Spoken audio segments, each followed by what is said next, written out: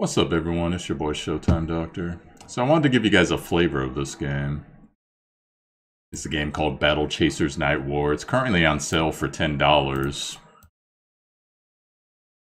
So I'll go over it with you here and give you guys a little quick start guide. It's actually an indie game, not a gacha game. But let's watch the cinematic here, then I'll get into it.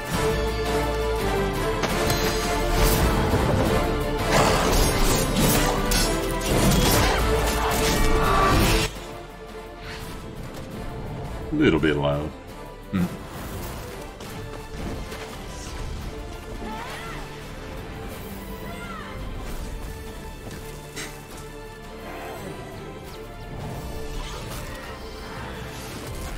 The birds thing always cracks me up.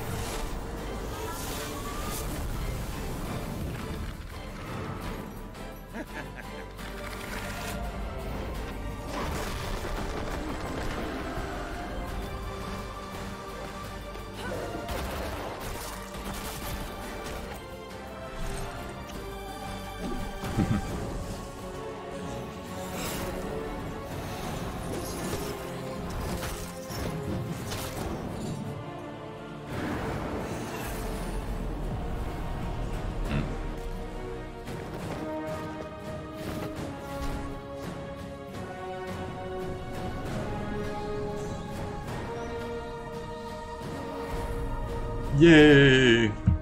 So obviously this is a game called BattleChasers Night War. It's in the realm of JRPG, but it's actually made by non-Japanese people, funnily enough. And they kind of have taken the themes and turned them on their head, which is pretty funny. But it actually ends up working out to be a really good game, so... And I'll show you guys. I highly recommend this. It's character design, music... The UI, everything is freaking awesome. So I'll get into a couple of fights here, and I'll go through the menu real quick, and I'll give you a quick start guide, and then anything else that comes up, like extremely tough mobs or whatever, I can always make guides for later. I'm playing this game on stream, usually about once or twice a week, so if you guys ever feel like dropping by. Pretty awesome game. So we'll get into it here. This is the overworld. Hold on. Yeah, when I click out, it actually resets. So, this is you running around on the world map. Now, what's going to end up happening is... So, out of all these people, guess who the tank is? Take a big guess. That's right, it's a girl right here. So, they made the little girl the tank. They made the big honking robot the healer. And then this guy, he's kind of like the main... He's supposed to be like the main hero type, but he actually hates talking to people. And they kind of play on themes like that throughout. It's pretty funny, so... But yeah, Gully's your tank here. The premise for her is, essentially, quick storyline, is her father's missing. Her father was a great warrior. Gave her those gloves. And she's basically trying to find him, but now that she has the relic, a bunch of people are coming after her. Garrison, he's our DPS. He's kind of the slow damaged, or the slow, you know... talking type, and then Calbretto's our man. Kind of looks like the those anime golem guys, but he's our big war golem. So I'll do a battle real quick, just so you guys can get a flavor of the battle, then we'll go into a little bit of you know, different stats and things you can upgrade and the fun stuff you can look forward to. So this guy's squishier. But like I said, once again, that is our tank. All of these abilities have different things that they do. So for instance, our healer's Gut Punch, that's his main ability. It puts up a Sunder, increases physical damage taken. So essentially, it'll kill this guy actually, but normally I would put that up as fast as I can. And then I'd follow up with my man here, who would do a bunch more damage because there's also some stuff that's giving him a bonus on the first turn, which we'll go into later. Now, Overcharge, as you see here, there's this plus 10 thing over here. Both of their moves generate Overcharge. Overcharge takes the place of mana. So, essentially, it's combat mana. So, all of these skills that take mana, if you have, say, 15 Overcharge, you will go ahead and use that instead of mana, so you still have your mana. So, essentially, you can use that as you build up power to not go through your mana as fast, but it's only available during the battle that you're in. It's not available during move myself here so you can see the health. It's not available afterwards. You have to build it all over again, so...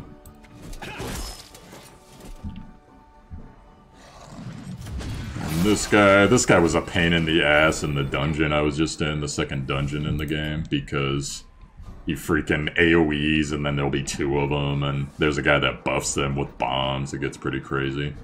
So like I was saying about the overcharge, I'll show you right now. So you see how Gully has 10 overcharge right over here? And now it's gone, but you see her mana is unaffected. And then this guy buffed his own attack, but he's pretty much done anyways. And that's how combat works. Combat gets a lot more complicated than that, but that's the basics of combat right there. I could do one more and then get you guys some more. A little bit more on what it does. We'll go fight this guy, I'll show you real quick, and then I'll get into what all the different stats and stuff you can build up are. So other things in combat, here's a couple things. So abilities, like I said, those are all the things that use mana. They all do different things as you level them up. Burst, that's going to essentially serve as your limit break, or your super attack in this game. Here's the gauge that builds up for it. When you get to the middle here, that's 1 burst. When you get higher, you can do the level 2 burst if you want.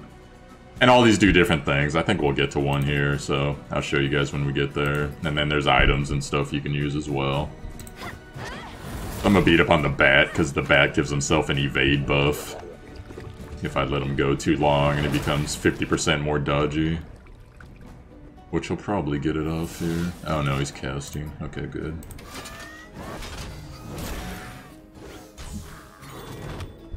And so this guy, he also has a dot you can put up.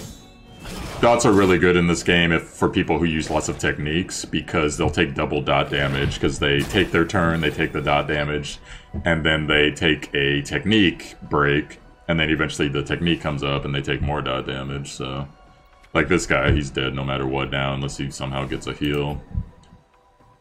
Yeah. And then let's go ahead and do some abilities. So fire 8 shots at random people. When you do your abilities, the turn gauge is over here. It's going to take some time usually for it to get started. Let's find another one. I like this guy's Rage Wave, but I don't know if he's going to get it off. My man Orange Slime there. Our healer, ladies and gentlemen.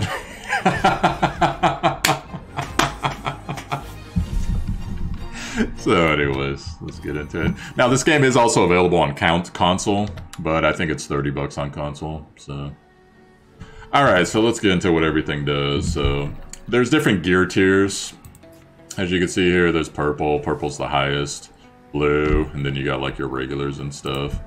Kind of things that gear does. I put Nature's Touch on this. You can actually craft and enchant all your own gear and make potions and stuff like that in this game if you want to, or you can just buy them and rely on RNG in the dungeons.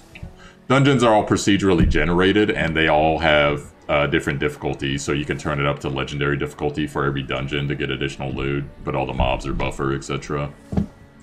Now this one, 10% chance when he hits to heal himself. I think I put that on pretty much everybody because that's what was available. She has Keen, so she gets additional crit rating, etc. That's kind of how gear works in this game. Same thing with Rejuvenate 15 health every turn, makes it a little bit tankier.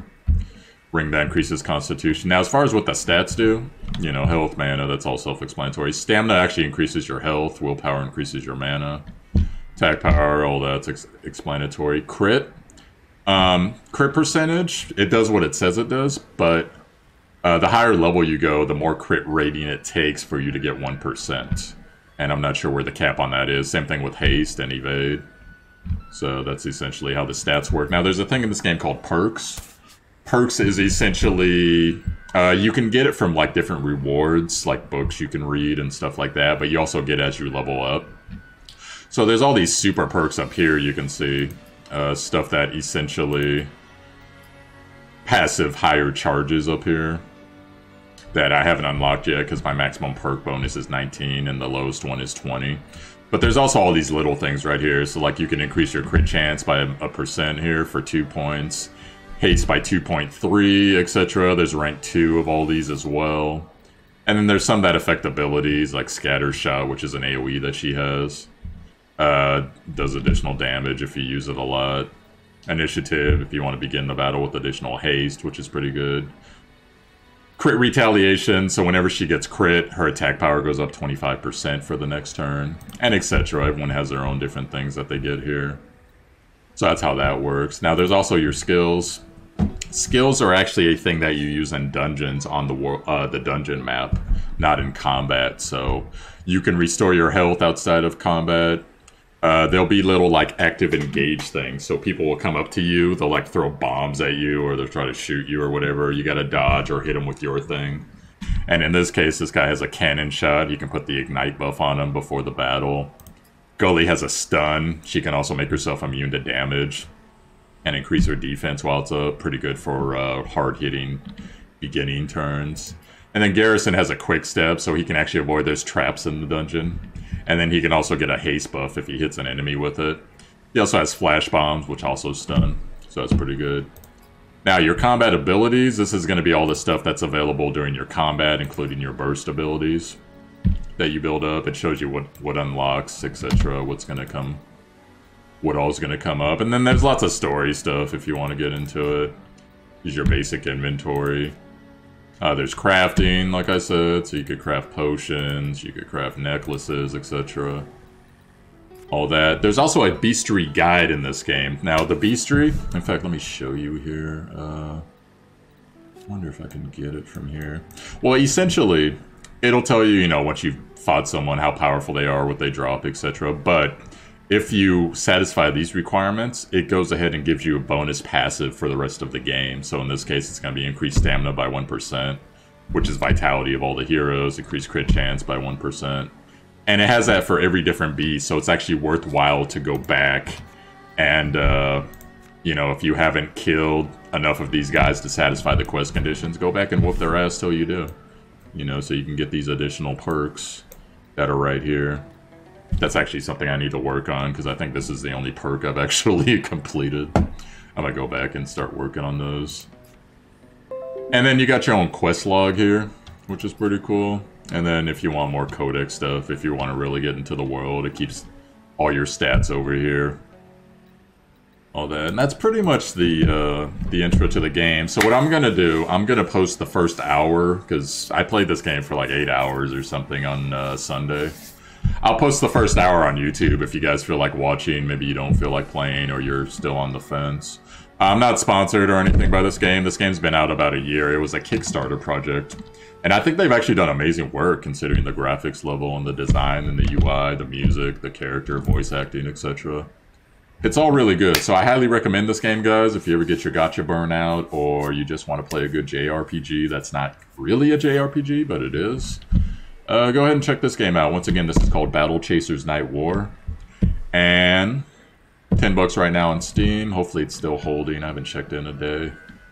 But if not, I know on console it's $30, but still recommend this game either way. So that will be it for me, guys. ShowtimeDr, and I will catch you later. Peace out.